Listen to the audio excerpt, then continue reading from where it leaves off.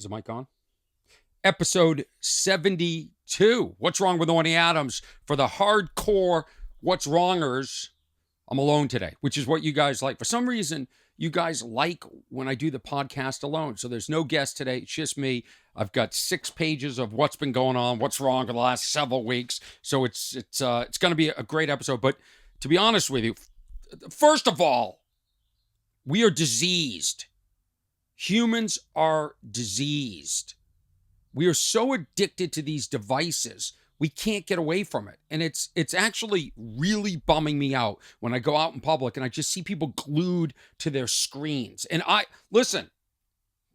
addicted too, but I take enough time to look up and look around and go, wow, look how pathetic everybody is. Everybody is not living where they are. They're living in their phones. What's wrong with Orny Adams?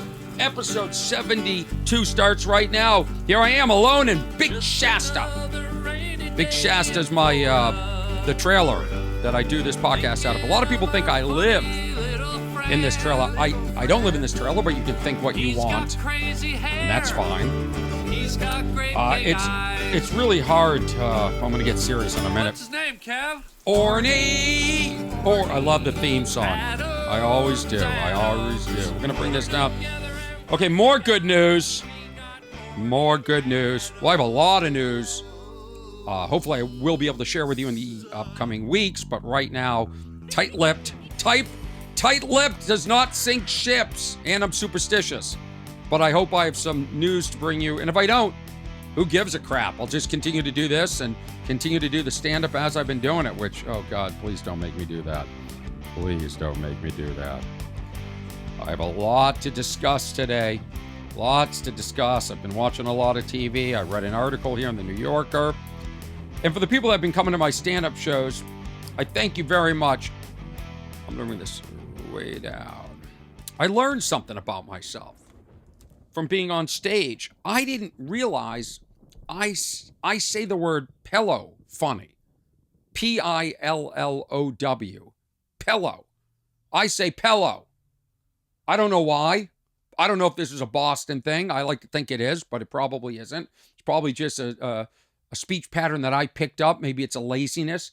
Maybe I'm stupid and I didn't know pillow was spelled Pillow. I mean, I know how pillow is spelled, but maybe when I learned the word, maybe I heard the word funny. Maybe I have a speech impediment, but all I know is when I'm on stage and I do a joke about buying pillowcases, people snicker. There's actual shaming going on.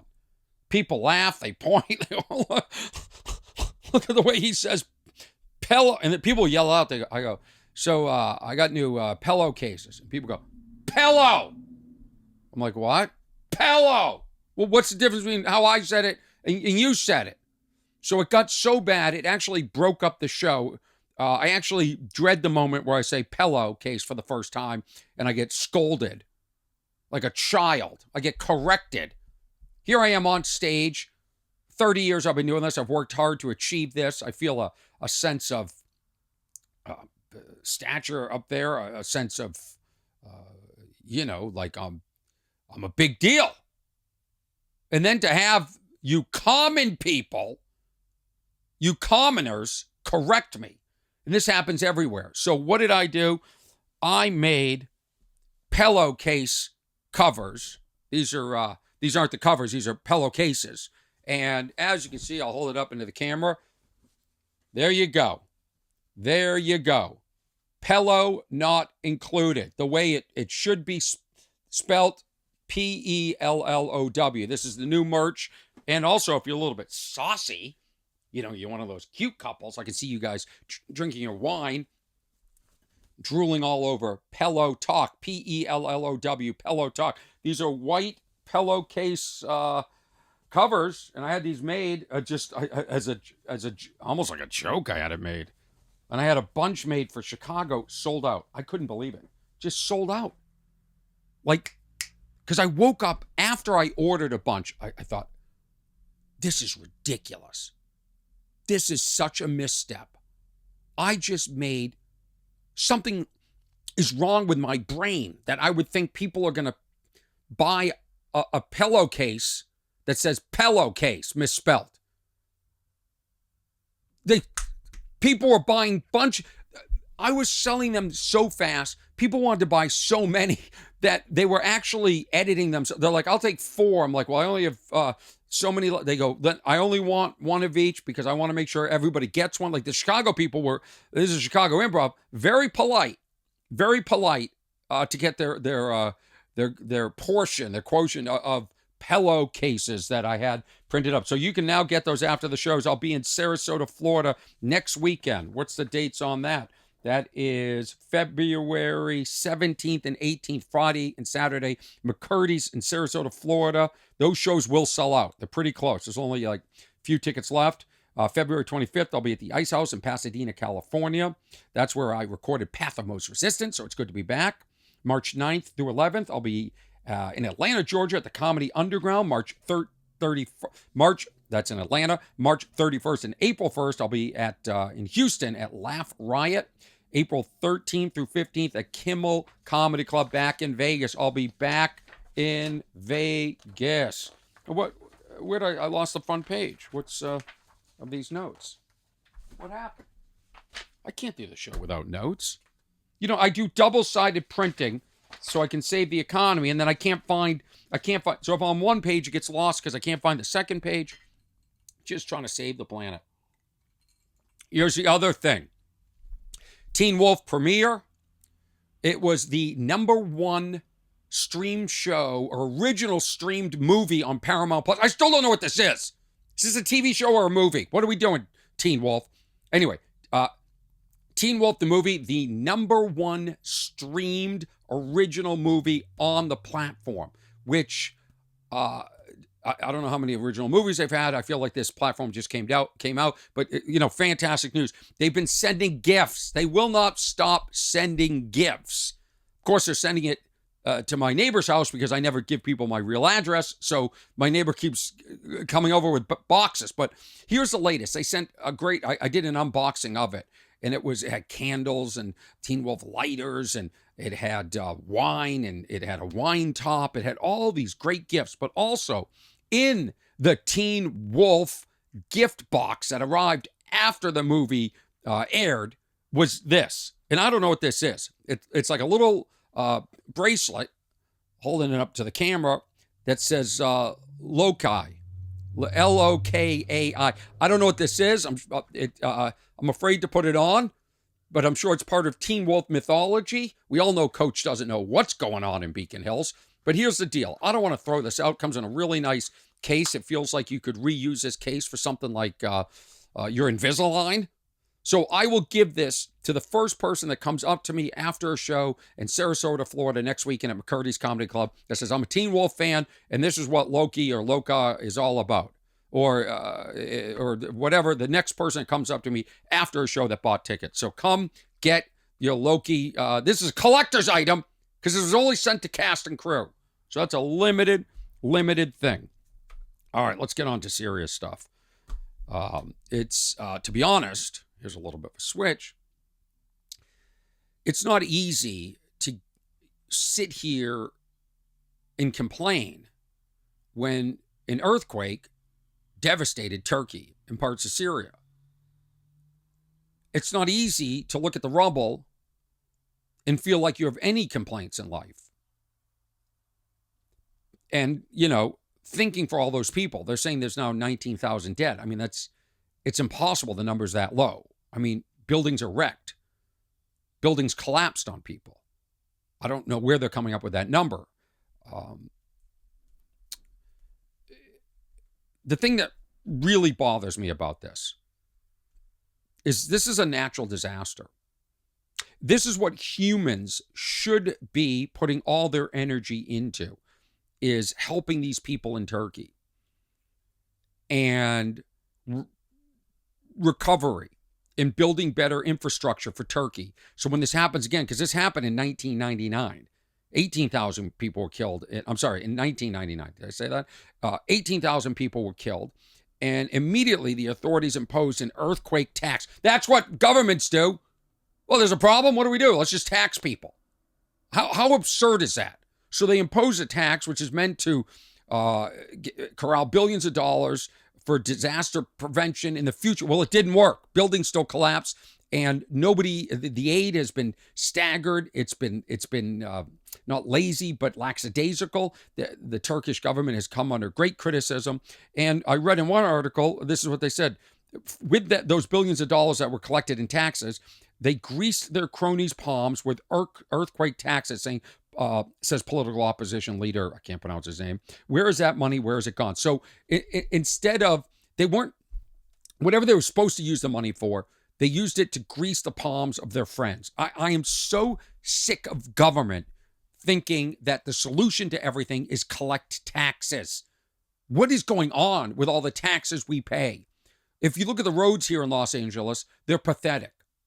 It's some of them you can't travel. We've got a major problem with homelessness, and we've got to help these people. I don't know where the tax, but of course, there's an earthquake in 1999. What's the solution? Taxes. But here's my thought. And this is why humans are further diseased, not to hearken the tone and sentiment of Dostoevsky, but we are a diseased species. We are so cocky and dumb at the same time. We think we have it figured out. This ego. Why don't we develop a drug that prevents ego, that diminishes ego? Because ego, holy cow. Okay, I from a young age have thought, first of all, I don't know how many times I can say that in the same podcast, but I thought we were going to have a cure for cancer by now. The other thing is, I thought we were going to have pills that made us live longer. That's why I never got married and had kids. I thought, geez, I'm going to live to 250. I got time. Turns out I don't have time. We've made no progress in a lot of things, including the electric razor. The electric razor still sucks. It sucked my entire lifetime. Can they come out with a better electric razor? I've got like 5 versions under my sink. It's like a graveyard for electric shavers. I'm going to throw them all out after this podcast. I just decided. Or if you come up to me after a show at Sarasota McCurdy's next weekend, February 17th, 18th, I'll give you one of my electric razors. If I can remember to bring them. I have to put a legal, because, obviously I'm not going to give somebody, I'm not lugging a razor, but somebody will come up to me after the show and go, I'd like my electric razor.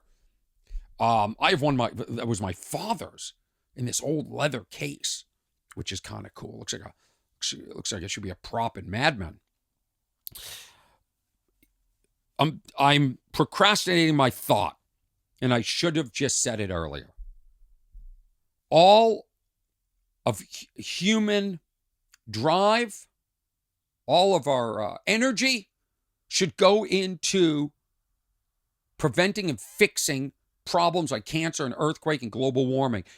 Instead, what happens is we're diverted by these lunatics, like what's going on in Ukraine, okay? When you look at the pictures of Turkey and Ukraine, it looks very similar. The difference is one is man-made and one is created by, is natural. Or maybe it isn't so natural. Maybe it's a cause of global warming, as somebody brought to my attention. I wish the crap would stop. I wish politicians would cut the shit, stop taxing us and then stealing the money. I wish they would fix, like, we are in, we're deadlocked in America. We're deadlocked. I know this isn't a political show, but nothing gets done because of ego. I want to invent a pill that knocks down the ego. You have a headache, you take a pill so the headache goes away. I want a pill so the ego goes away. I'm just burnt out. Every day I have to make phone calls I don't feel like making to fight for something I shouldn't have to fight for. My house has solar panels. So now LADWP, Los Angeles Department of Water and Power, they're taking away 75% of the incentives they promised us when we got these solar panels. Okay, so if you generate enough, more electricity than you can use, you have 2 options as a solar panel owner. You can have it go into a battery, which Elon Musk and Tesla makes the best, which makes me think that they're probably behind this bill. So now they want us all to get batteries to store our storage. Up until now, what I do is on a day like this where I'm not using a lot of electricity, it gets sent back into the grid and I get paid per kilowatt, 1-to-1 what I would pay if I bought the energy from LADWP. Okay, now what they're saying is we're not doing that anymore. We're only going to give you 25% of what it's worth. And there's some discrepancy whether I'm grandfathered in for 20 years or not. Well, that's a phone call I have to make today. And I'm tired of it. I'm tired of all the details in life. I know I just spoke about Turkey, but please let me complain and understand that I'm fully aware that what's going on in Turkey and Ukraine. And then I just watched this documentary on the Dominican Republic called It's Why Stories on the BBC. And they're these short documentaries and they're fascinating. And I watched this one about this woman in the Dominican Republic who was born in the Dominican Republic. Her parents were Haitian. And because they were so poor, they couldn't document that she was born there. They're trying to deport her. I mean, there's so much shit that people have to go through every day on this stupid planet. When we have enough brains, we have enough wealth, we have a lot of resources that we could even it out more. And don't call me a communist. Call me a humanitarian. I'm not trying to take your wealth. I'm saying that I have wealth. We all have, I shouldn't say I have wealth. I don't know what I have. I have enough money to eat. And I'm not dealing with these things that these people are dealing with. Okay? But that doesn't mean that my problems don't feel like big problems. Okay? What's wrong with Orny Adams? The small problems feel like big problems. And I'm so grateful I'm not under a collapsed building. And I know that sounds flippant, but I'm not being flippant. I mean that.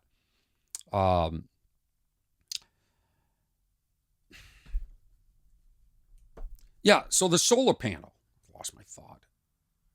The solar panels, I now have to fight for what I thought was mine for 20 years. And didn't think it was going to change. I mean, it's every day. I ordered, we're back to the martini glasses. One of them chipped, so I bought all new ones, and I had them shipped. And what does UPS do? They throw them over the fence. Glasses. Of course, nobody on the box, it doesn't say fragile, but I don't think that would make a difference. They just throw them. They're done with the delivery. There's no thought. So now what do I have to do? I have to take pictures. I have to call them. I have to prove to them. I now have extra work to prove that what should have been mine and rightfully mine and correct, these martini glasses, they should have shown up, all 6 of them, intact, not cracked. I now have to prove to them that they're not and get new ones. It's just, I feel like I'm working at a deficit every single day. Every single day. My God, even calling Delta last week. Delta, they changed their medallion program. And so, I don't even want to get into it. They resolved it. But I mean, it's buffoonery. It's buffoonery. It's every single day buffoonery. I want to thank Tiffany. This is not a light podcast. I need a guest.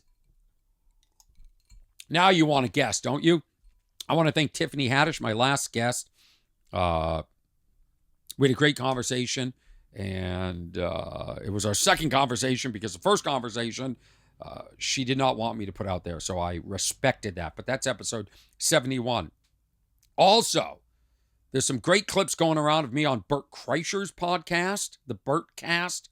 I was on that, came out last week, and in the same week, I was on Adam Carolla's podcast, and I put up a couple of clips of me. Clips. Oh, God, I might have to make clips pillowcases now. Talking about that. Talking about nerds on social media. Takes me forever to edit these things and put them up, so I hope you enjoy that. But yeah, I'm quite the podcaster now, doing my own and going on a bunch of others, and I've really gotten into this. I've really sort of figured out the game, the podcasting game. You know, when I started, and I was going to talk about this later, I'll cross it off right here. I went into stand-up comedy. That's what you did, was stand-up comedy. You didn't do anything else. Like, you thought maybe I'll get a TV show, maybe I'll get into movies. That's what I was, you're hoping. But in the meantime, you just did stand-up comedy. There was no splitting focus. There wasn't podcasts. There wasn't creating content for social media. There wasn't posting everywhere. You know, if you were really crafty and a marketer, you used to leave postcards on the table and people would write their address on there and you would send them a postcard the next time you were coming into town. That's the original social media. I never got into that stuff. I barely collected names and emails because I noticed, you know, they were like, it would be like, Tim at Orny can't say pillowcorrectly.com. You know, they would mock me trying to collect. And I know I told the time that I had those cards in Milwaukee that said I'm starting a cult, get on the mailing list, and then people complained because they really thought I was starting a cult. These are the people coming to see my show, in case you're wondering why I get depressed after a show sometimes when I look out. And then these are the people that are correcting me saying, I'm saying pillow wrong. Well, excuse me. Excuse me. So you did stand up. Here's what I worry. If you ever see me do stand-up comedy, I'm pretty good at it. And why? Because I put in 30 years. I put in thousands and thousands of hours, and I've tortured my brain. And I would wake up every day and just write stand-up comedy. Guess what I don't do anymore? Wake up every day and just write stand-up comedy. Why? Well, because I have to wake up and edit a clip from a podcast I was on the day before.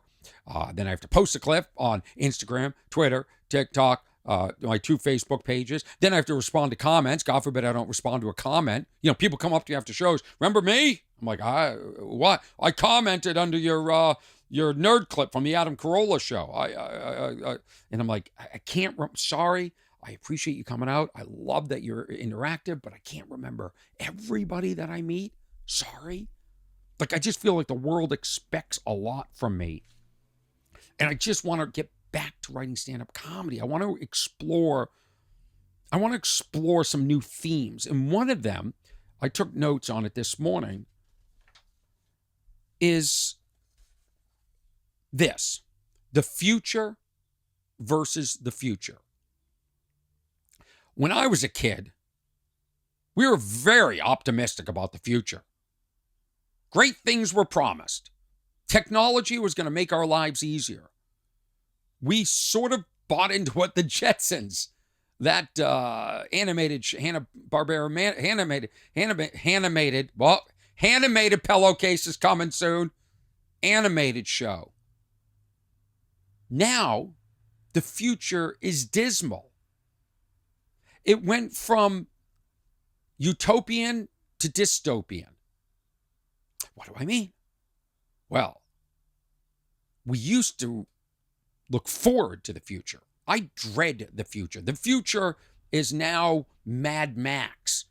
The future is global warming. The future is computers taking the world. The future is lack of resources. The future is too many people on the planet. The future is more earthquakes, more tornadoes, more hurricanes, more rains, more mudslides, more starvation, more disease, more COVID, more everything, higher strains, more fighting, bigger guns, bigger ammunition, more war, more ego. That's what the future has become, where we thought the future was going to be great. We're all going to be relaxed. We're all going to be sort of just sitting back in our hovercrafts. We were going to have these moving sidewalks. I had them on the Jetsons called slide walks. We were going to have robotic dogs that weren't going to crap on the floor and bite people, that you could just put to sleep. We had, they promised us, they had jetpacks. Remember the Jetsons had jetpacks? They could jet around the city. That'd be fun to have now. That'd cut out some traffic. Breakfast at a touch of the button. The Jetsons would press a button and the pancakes would fly out. I haven't seen that. They had something I really like where you just sit there and an automatic toothbrush came out and brush your teeth. I'd like that in an automatic flosser. All we got is this stupid vacuum cleaner called a Roomba or iRobot. They had a vacuum cleaner that looked like a vacuum cleaner, and I think it had a person. It looked like a person vacuuming. Robots don't even look like us. They're going to take over the world. They look like a hockey puck. And in case you're wondering, these terrific Roomba iRobots, do you know that they were modeled after mines? You know, the ones used in war? That's where they came up with that. The model, the idea, the germ of the idea. So gadgets, which were supposed to make our life better, has made it worse. And on the Jetsons, they lived a very sedentary life. I think George Jetson worked 1 hour a day, 2 days a week, and he'd come home exhausted. Now, one criticism of the show is that it played into traditional gender roles. The wife was at home, the man worked, and all that sort of stuff. But let's put that aside, and let's just discuss the futuristic parts of the show. We saw this when it was in the 80s. This is the second run. First, the Jetsons were out in the 60s. I think they did 24 episodes. They ended up doing 50 shows in the 80s, 1980s. And it's still one of the most quoted or cited, or sort of, it was such an impactful show. They only did 50 episodes. Now this will be the 72nd episode of What's Wrong with Orny Adams, and I've had zero impact on the world. Zero. How do you think that makes me feel?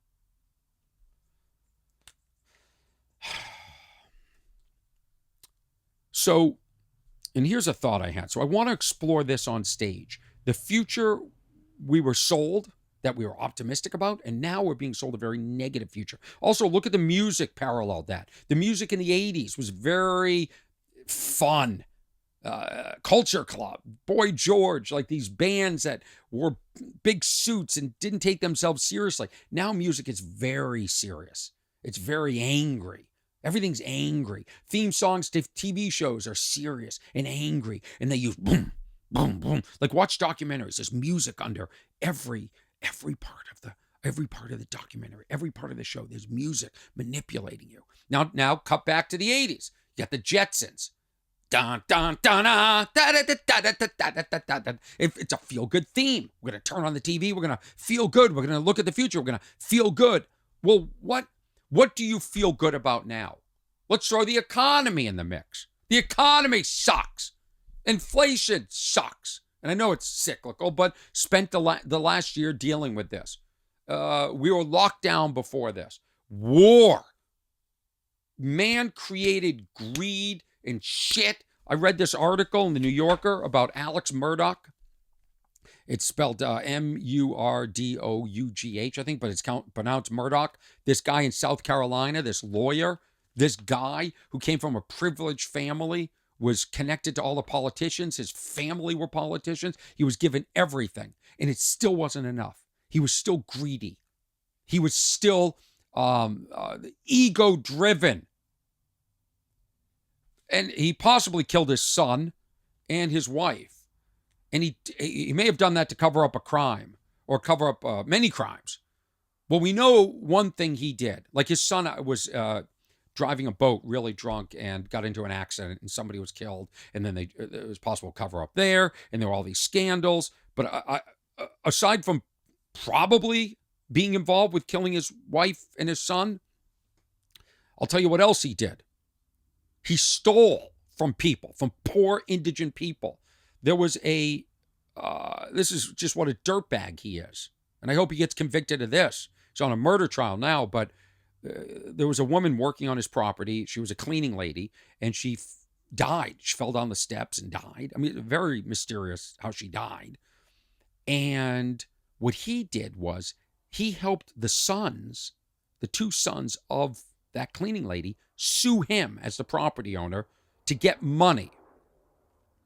And they sued him, and they sued his insurance company. And there was another policy that they didn't even know about, these kids. And what did he do? He got millions of dollars. And did he give it to the kids? No, never gave it to the kids, because he was greedy and a despicable human being. That he basically, the mother either was killed on his property by him, something suspicious, or she died accidentally, and he thinks he should steal their money. This is in the article I read is the January 23rd, 2023 New Yorker, and just scumbags in this world. You were born into privilege. You have enough. You have a decent law firm that your family owns.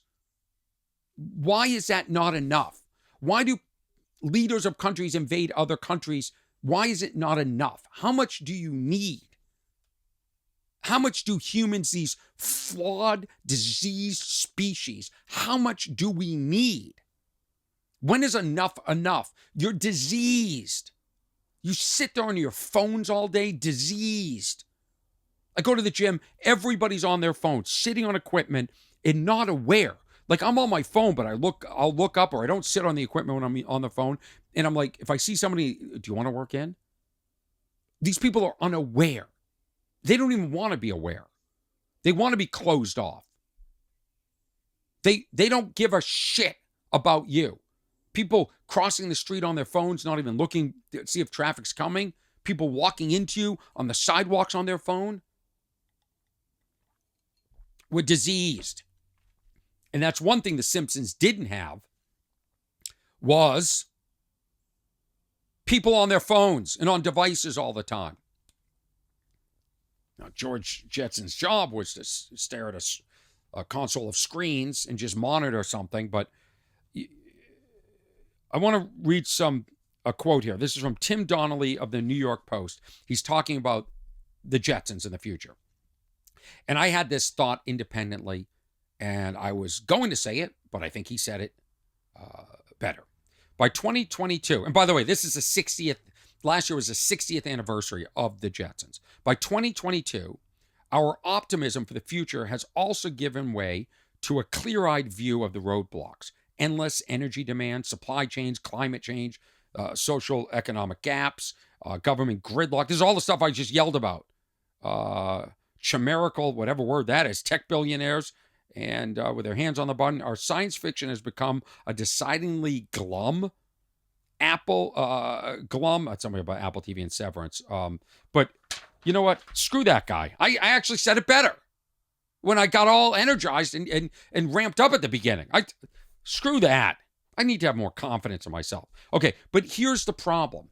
The technology has allowed us, so young people, and I'm still young, in case you're wondering, I put myself in that category. I'm a young person. We're able to make money without going out and doing a job, without getting up on a roof or doing construction or standing in a Walmart all day checking people out, or whatever it is, whatever the job could be. We know we don't have to do that. We can sit on our devices and make money. We can sit on a piece of equipment at the gym and make money. We become sedentary. So if you're not at the gym means you're not sedentary, but a lot of the times people don't. Okay, when we started out as humans, let me see if I can put it this way. We were cavemen, I think according to what I've read, who knows. We started out as a missing link. I actually can track my ancestral roots back to the missing link. I actually looked at the missing link in the picture and I said, kind of looks like me.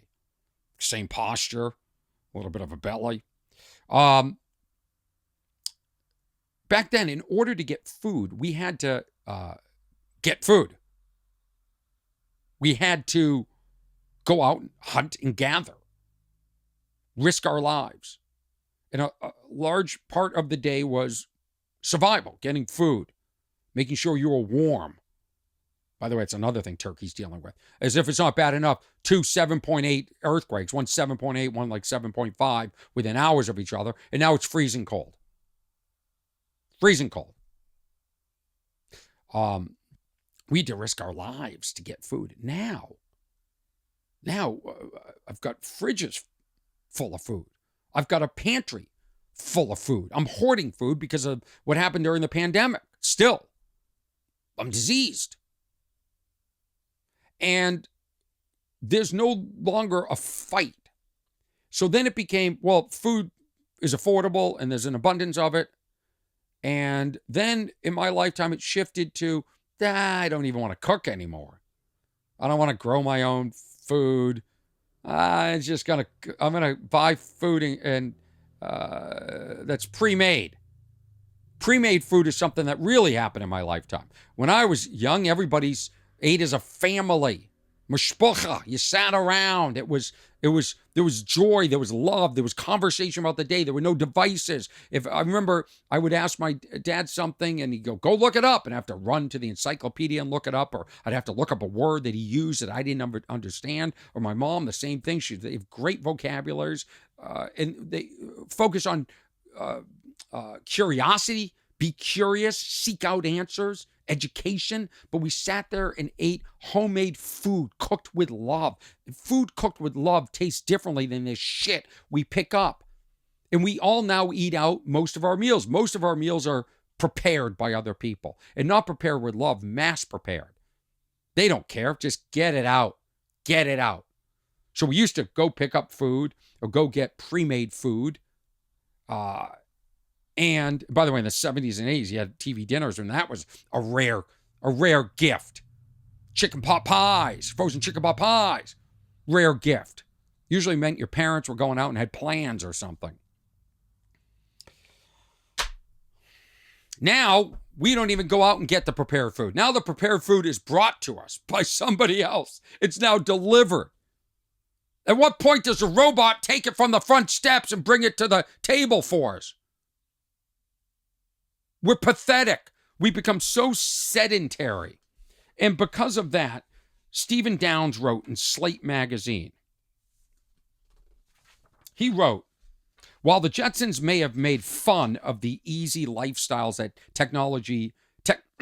reading it again.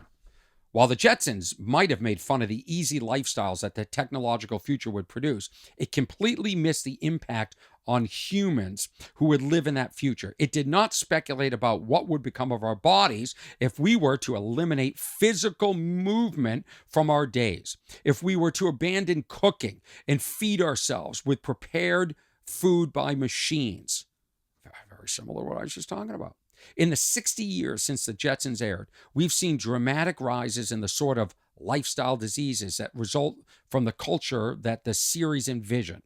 More than 42% of American adults, more than 42% of American adults now live with obesity. 42% of American adults live with obesity, a tripling since 1962. And another 30% are overweight. Severe obesity, which barely registered in the 1960s, now afflicts 90% of Americans. And we make a spectacle of it, don't we? TLC has a show called 1,000-Pound Sisters. There's another show, My 600-Pound Life. And how does this help? How does this help when most people are looking at these people like circus acts? I haven't really watched it, but I can't watch it. It's tough for me to watch. I feel sad for the people, and I don't know enough, but it feels exploitive. Diabetes, I'm continuing with the article. Diabetes has grown more than tenfold, now reaching 11% of the adult population. And the numbers keep rising. We have, in the view of evolutionary biologist Daniel Lieberman, created a world for which humans are not well suited. Listen to that. A world where humans are not well suited. And we continue to build it with little to no regard for that mismatch. We are proceeding in a manner that is unsustainable. We apply each new generation of technology in ways that guide us away from the day-to-day behaviors our bodies and minds need to flourish. Thankfully, dinner doesn't yet come from a foodomatic, but pizza robots are already happening. Self-driving cars now seem perpetually a few years away. But what happens when they do arrive en masse? One study showed that people will likely increase their miles driven by up to 60%. The roads are going to get more clogged. Why? Because you can just sit there and sleep in the car. So people, and do we have the grid for that? Do we have the grid for these electric cars? If everybody goes electric, do we have grid power for that? Well, not if you take away my incentive to send energy to the grid. If you take away 75% of my earning power from my solar panels.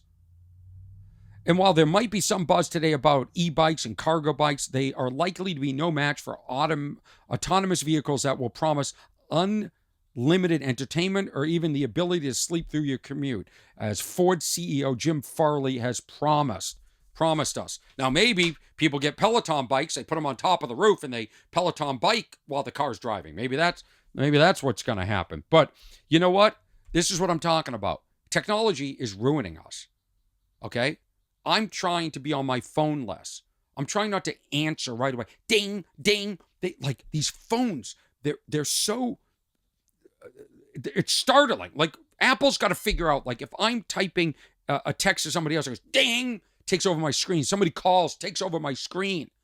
Like, they take over my screen with notifications. And it's starting to give me anxiety.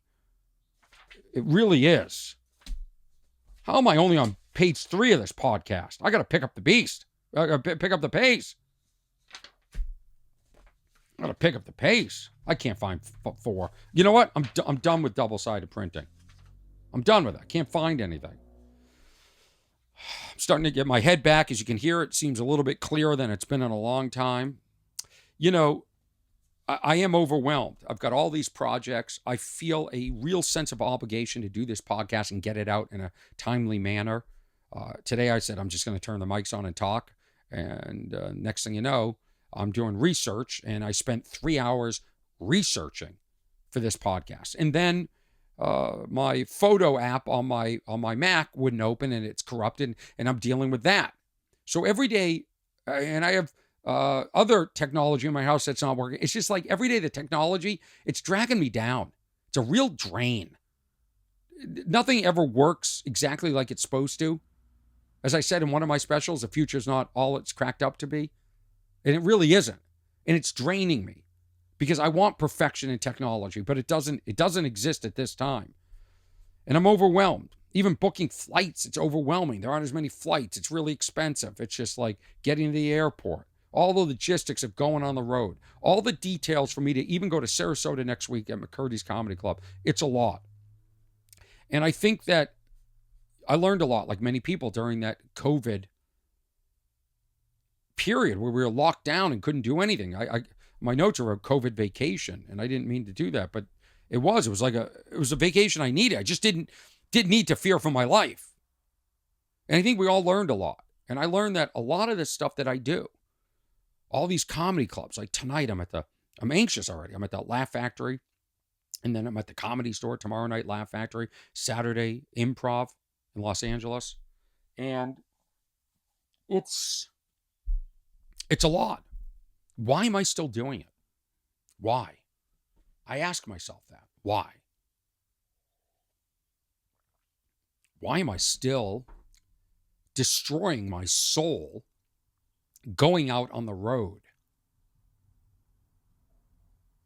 to make people laugh? Is it for me? Is it for my ego? Is it for you? Is it because I feel like you deserve some relief? Is it monetary? That's, I think, the least consideration at this point in my life. Why don't I take what I have and enjoy life? Why can't I enjoy? Why am I constantly trying to build? Why am I constantly trying to build this podcast, trying to build other projects, trying to get more? What's wrong with me? Why can't I just enjoy? I have enough to enjoy.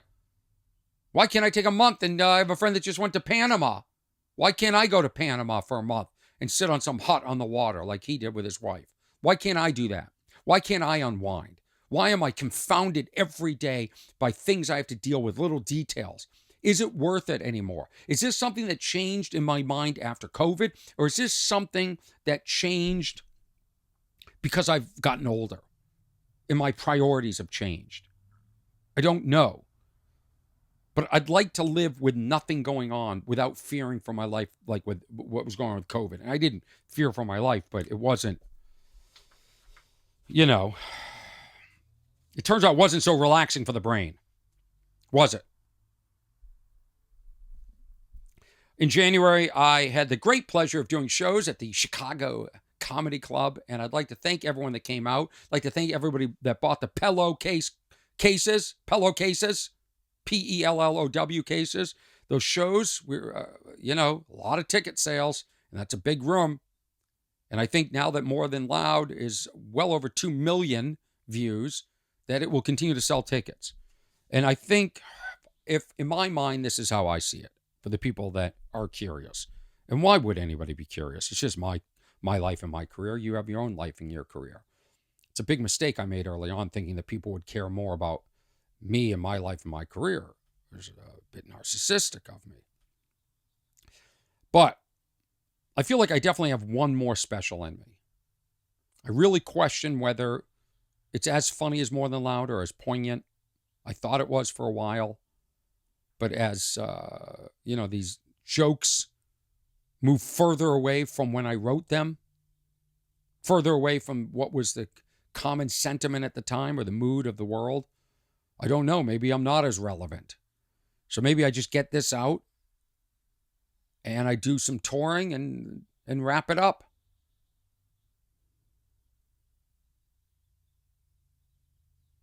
Maybe it's time. I was also, did shows last weekend at the Washington Athletic Club in Seattle, downtown Seattle, and of course it rained the entire time. And then I was in Bremerton, Washington. By the way, the Washington Athletic Club, they wouldn't let me put it on the website. A lot of people do this. I do a lot of corporate events. I just got called for a possible one, 2 of them. And they don't want you to put it on the website because they don't want people calling to see if they can get in or coming by to where the event is. But that was a black tie event that ended in a boxing match of amateur boxers. And these kids, they were young. I saw them all over the hotel, or the Washington Athletic Club hotel. And there were a couple of them excited to see Coach from Teen Wolf. A lot of excitement, more excited to see me than to box. After that, I could have taken a ferry to Bremerton, but of course it was raining. So why do I want to have the car service guy get on the ferry? That doesn't sound like fun. But it was so dismal. I looked out where the ferry was. I go, this is probably, it's a military island. It looked like you're taking the boat to Alcatraz. So the show there, I played a theater called the Admiral Theater. Oh, I gotta shoot. I meant to put this video up on this podcast. Damn it. I'll put it on my Patreon. The marquee outside, instead of saying Orny Adams tonight, gave the weather report. So I took a video of that. I was going to post it, but I didn't want to upset the Admiral Theater people. They were very nice to me. It was pretty full, pretty happy. I'm sure they'll have me back if I want to go back. 900-seat theater. Thank you to all the people in Bremerton that came out to see that show. Again, see me if you can, because this performing might not be forever. I really thought at this point in my career it was going to be theaters. I thought I was going to have my audience. It was going to be theater. Here's the other thing. Why I got a lot of people my age and older watching my comedy. Yeah, we're the young people. I see the young people in the audience when I'm in town, and they're laughing. We're the young people. We're the Teen Wolf people. I got to ply them with bracelets from the. Did I lose that thing, or it's over there? Is that what I have to do? Is that what I have to do to get you people to come see my shows? Well, in general, I just feel like we're in a very unhealthy place in society. I feel like manners are gone. I feel like there's a lack of civility. I think there's a lot of yelling. There's a lot of misinformation. There's a lot of people believing in conspiracies. Like me saying, I bet Elon Musk is behind this new NEM 3.0, which is the name of the LADWP program, where you can send electricity back to the grid and get credit if you have solar panels, that Elon Musk is behind this so he can sell more batteries. Yeah, that's conspiracy. That's not based on anything. And there's a lot of that. And there's a lot of people just yelling shit. Taking a big sip of juice. Get my energy up. There's a lot of that. The world's not that difficult. It's pretty basic. But yet, we want to think it's not basic. So, I don't know. My entire adult life, now I have to make a life pillowcases, has been very singular. Write a joke, deliver the joke. And all that mattered, everything in my life, depended on how funny I was on stage. In fact, on the Adam Carolla podcast, Adam said, I did a show with him, and he said I was crushing it. And he said, but I'm sure you try harder when you know that comics like me, he wasn't like elevating himself, but like when there are more when there are big comics in the room watching, I bet you try harder or do something different. I said, I don't. I actually do the same act every time. I go for the jugular every time. I want to kill. It's all I have. Like I want to go, Adam, you have kids, you have a family, you have this tremendous podcast. I don't have that. I have nothing. I just have me on stage doing stand-up comedy. That's it.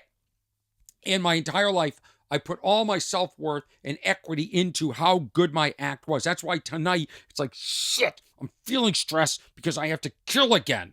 And do I have anything new to say? And the stress of this after 30 years has really fried my brain.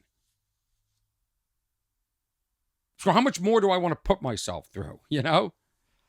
But I at the same time, I got to thank everybody. And by the way, if you want to keep in touch, and you're a first-time listener, please go back and listen to the other 71 episodes. There's a story being built here.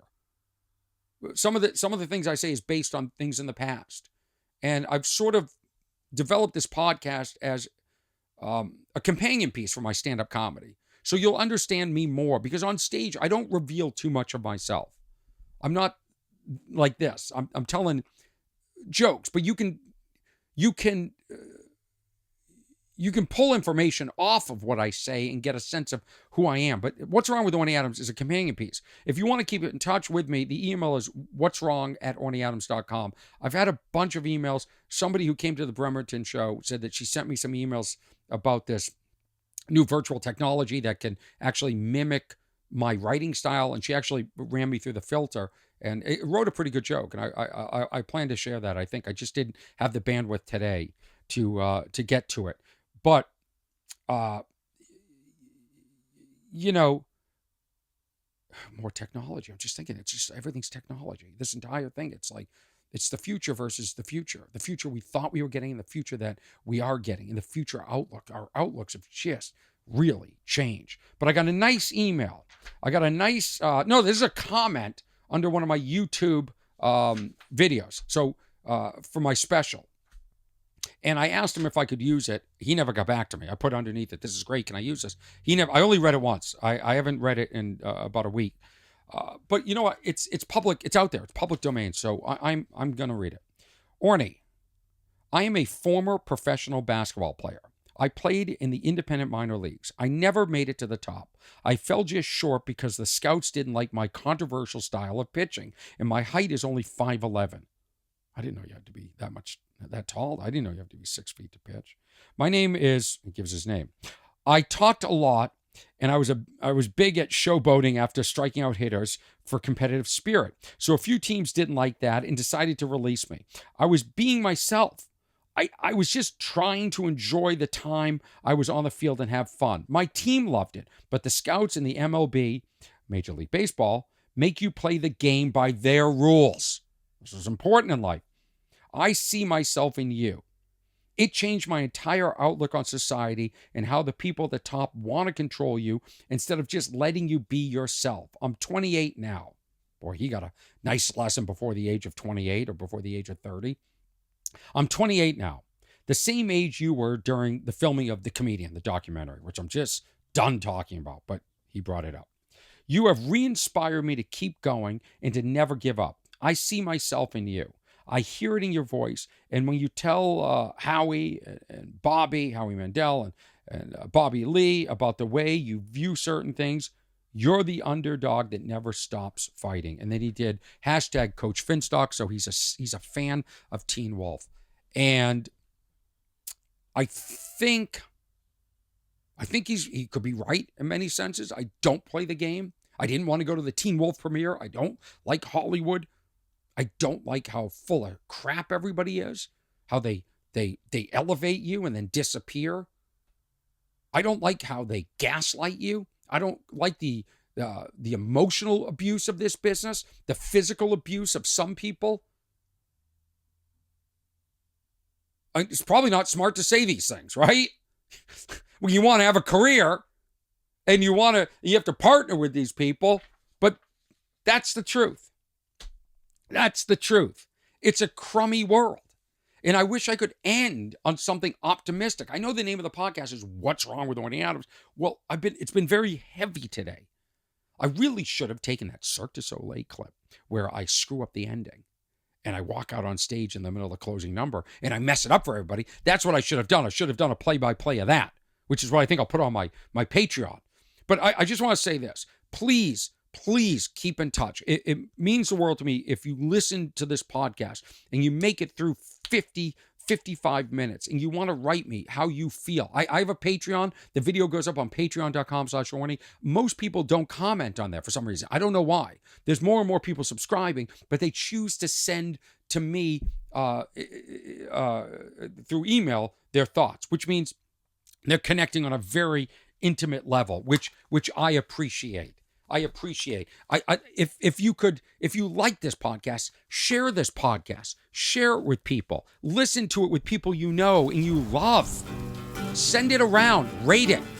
You can also write reviews. You can help me. Oh, stop this. I don't want to end the show. Because it just made me realize that I've been watching these documentaries, and I'll end on this. I watched the one on Pamela Anderson, and I watched one about Gunther the dog, some dog that was running a Ponzi scheme or scam or tax evasion. You got to, first of all, they're very good at making documentaries now when there's no story, but stylistically, they shoot it perfectly. And that's what Gunther the dog was. Gunther the dog was this tax evasion scheme by this Italian family where they pretended to leave all their money to this heiress, and then the heiress died and she left it to a dog, but it was all to avoid taxes. And then they ran these weird social experiments. This is what happens when you have too much money. It was a cult. It was another cult. I don't want to get into it because it wasn't a great documentary. The big reveal at the end wasn't even like a big reveal. They revealed it too early and the whole, who cares? But people are gullible. Then I watched another documentary called LuLaRoe. This one's on Amazon Prime. And another pyramid scheme or tiered marketing, much like Amway, where you sell products and you get people to sell the products underneath you and people underneath them. And there's this whole sort of like pyramid scheme where people get left at the bottom. It's just a new disguise or another disguised way of doing a Ponzi scheme. And people fall for this shit. I mean, I can't believe how naive we are. I say humans are dumb and we're